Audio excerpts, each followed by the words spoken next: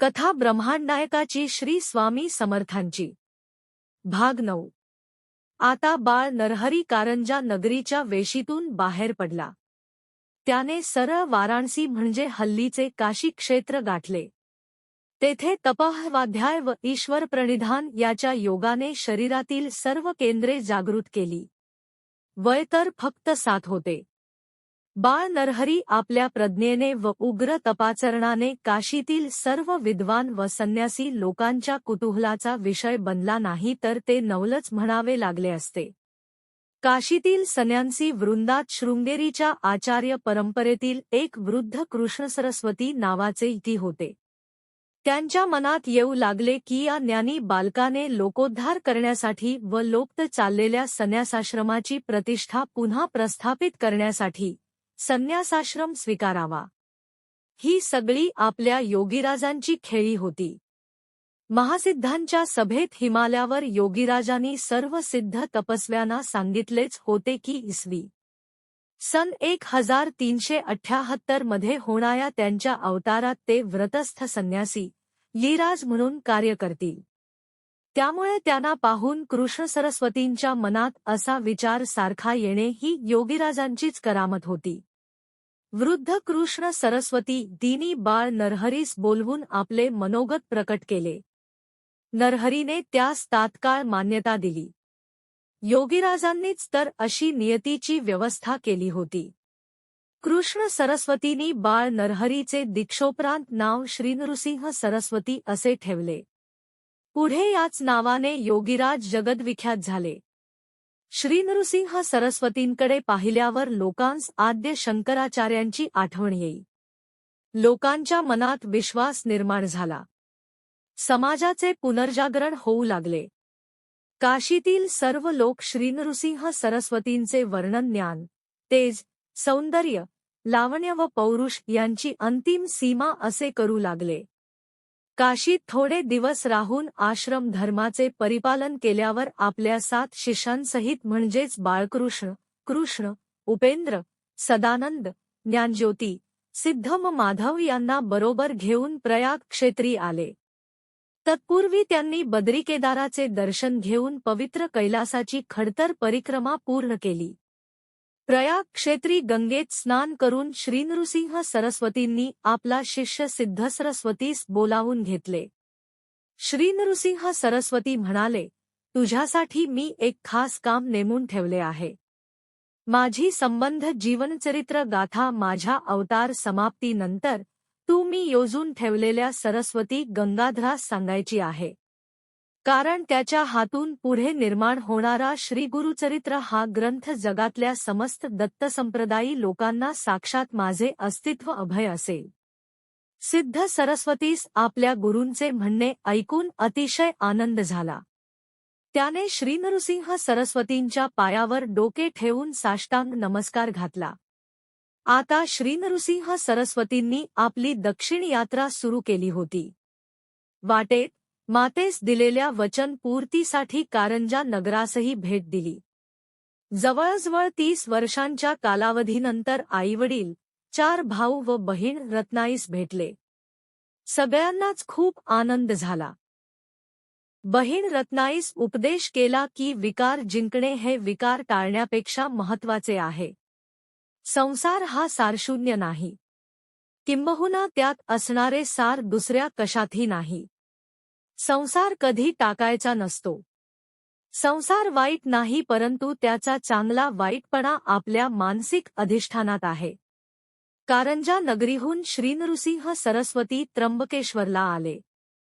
नंतर वासरेश्वरास भेट देऊन परळी वैजनाथास आले व 1 वर्ष अज्ञातवासात राहिले। सर्व शिष्यांना तीर्थयात्रेस पाठवून दिले, परंतु फक्त सिद्ध सरस्वतीस बरोबर ठेवले। नंतर कृष्णा व पंचगंगेच्या संगमावर असलेल्या अमरापूर ह्या गावी आले। त्या सुंदर ठिकाणी श्रीनृसिंह सरस्वतींनी 12 वर्षे वास्तव्य करून अनेक चमत्कार केले। श्रीनृसिंह सरस्वतींच्या अद्भुत व दैवी वास्तव्यामुळे अमरापूरचे मूळचे नाव लुप्त होऊन सर्वजण त्याला नृसिंहवाडी म्हणजे सध्याची नरसोबावाडी म्हणू लागले। 12 वर्षाच्या वास्तव्यानंतर श्रीनृसिंह सरस्वती गंधर्वपूर म्हणजे सध्याचे गाणगापुरास येथे आले. जवळजवळ 24 वर्षे त्यांचे वास्तव्य गाणगापुरी होते. तेथे त्यांनी अनेक चमत्कार केले.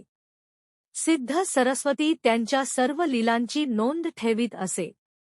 श्रीनृसिंह सरस्वतींच्या ओज विचारांमुळे अनेक मुसलमानही त्यांना अनुकूल झाले होते. योगीराजांनी श्रीपाद श्रीवल्लभ अवताराच्या वेळी ज्या रजकास वर दिला होता तो आता बेदर म्हणजे सध्याचे बिदर येथील बादशाह अल्लाउद्दीन होता. आता त्याची श्रीनृसिंह सरस्वतींबरोबर भेट घडण्याची वेळ आली होती.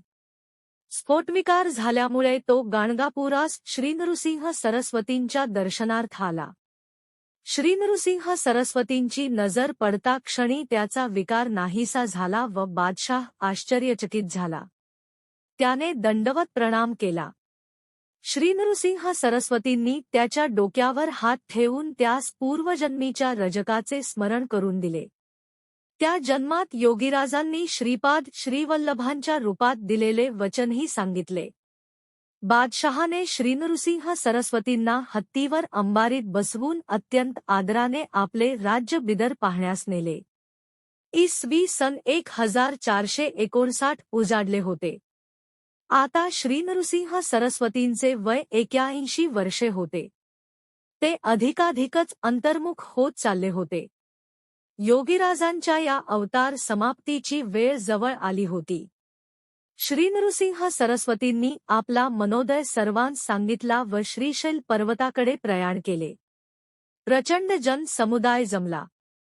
श्रीनृसिंह सरस्वती म्हणाले, लौकिकार्थाने मी जात असलो तरी तुमच्यासाठी मी सदैव येथेच राहीन. माझे स्मरण करताक्षणी मी तुमच्या जवळ असल्याचा तुम्हास प्रत्यय येईल.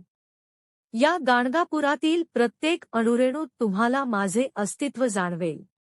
तुम्हा सर्वांसाठी मी माझ्या निर्गुण पादुका सोडून जात आहे. श्रीशैलास एका योग्य स्थळी येताच श्रीनृसिंह सरस्वतींनी आपल्याबरोबर आलेल्या खास शिष्यांना शेवंतीच्या फुलाचे आसन तयार करण्यास सांगितले. श्री गुरूंनी अंतिम उपदेश केला.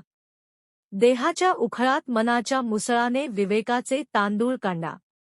विवेकदीप्त होऊन चित्त शुद्ध होईल. कुणालाही शरीराने, मनाने व वाणीने दुखवू नका.